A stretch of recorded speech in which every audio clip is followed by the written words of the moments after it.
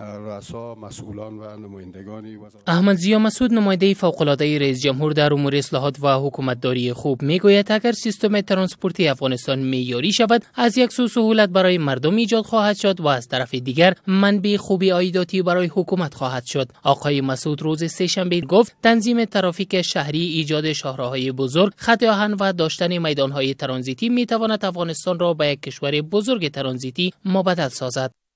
بدون داشتن یک سیستم ترانسپورتی منظم ما نخواهد توانستیم که مارکت برای امنیت داخلی خود پیدا بکنه و به این خاطر است که موضوع ترانسپورت یک فاکتور مهم در رشد اقتصادی کشور ما محسوب میشه.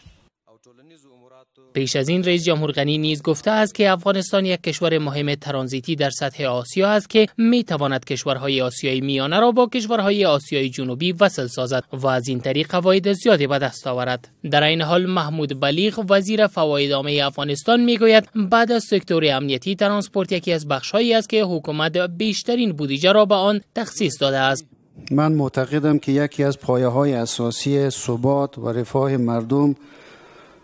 داشتن یک اقتصاد قوی و رو به رشد می باشد و یکی از فاکتورهای اساسی رشد اقتصاد در تمام جوامع بشری داشتن یک سیستم ترانسپورتی قدرتمند، مؤثر و قوی می باشد. اشتراک کنندگان نشست ملی اصلاحات سکتور ترانسپورتی میگویند در حال حاضر ناامنی، نبود سیستم ترانزیتی استاندارد، کمبود وسایط معیاری و فساد اداری از عوامل اصلی مشکل در شاهراهای افغانستان است.